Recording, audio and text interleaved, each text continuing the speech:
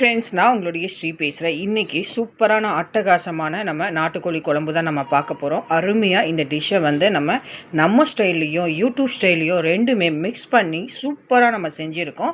இன்றைக்கி சண்டேன்றதுனால இந்த டிஷ்ஷை நம்ம செஞ்சுருக்கோம். மறக்காமல் இந்த டிஷ்ஷை ட்ரை பண்ணிவிட்டு எப்படி இருக்குன்னு சொல்லுங்கள். மறக்காமல் நம்ம ஸ்ரீவியூ சேனலை ஷேர் பண்ணுங்கள், கமெண்ட் பண்ணுங்கள், சப்ஸ்கிரைப் பண்ணிவிடுங்க. நம்ம அடுத்தடுத்த வீடியோ போடும்போது உங்களுக்கு மறக்காமல் வந்துடும். அதுக்கு 2 நாட்டுக்கோழி நல்லா க்ளீன் பண்ணி சுத்தம் பண்ணி மஞ்சத்தூள் உப்பு போட்டு ஊற வச்சுருக்கோம். அதுக்கு மசாலா எல்லாமே தனியாக எடுத்து வச்சுருக்கோம். ஒரு கடாய் எடுத்து நல்லா சூடானதுக்கப்புறம் ஒரு 2 ஸ்பூன் எண்ணெய் ஊற்றிட்டு சின்ன வெங்காயம், பட்டை, சின்ன வெங்காயம் ஒரு 20 எடுத்துருக்கேன், பட்டை 2, பூண்டு வந்து ஒரு கைப்பிடி அளவு, இஞ்சி வந்து ஒரு 2 பெரிய இஞ்சி அது சின்ன சின்னதாக கட் பண்ணியிருக்கேன், வரமிளகாய் ஒரு 10 எடுத்துருக்கோம், தேங்காய் அரை மூடி வந்து நம்ம நல்லா கட் பண்ணி சின்ன சின்ன பல்களாக போட்டு எடுத்துருக்கோம், 1 ஸ்பூன் சோம்பு, 1 ஸ்பூன் சீரகம் போட்டு நல்லா நம்ம வந்து நல்ல பொன்னிறமாக செவர அளவுக்கு எடுத்து வச்சுக்கணும். இதோட நான் கருவேப்பிலை ஒரு 3 கொத்து போட்டு நல்லா மிக்ஸ் பண்ணி எடுத்து நல்லா பொன்னிறமாக வறுத்து தனியாக ஆற வச்சு நம்ம மிக்சி ஜாரில் போட்டு அரைச்சி வச்சுருவோம் இந்த பேஸ்ட்டை.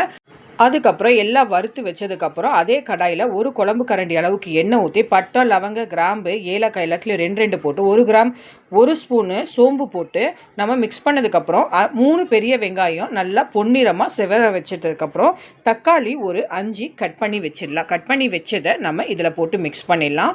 இதில் நம்ம தேவையான அளவுக்கு கல்லுப்பு நான் போட்டுடுறேன்.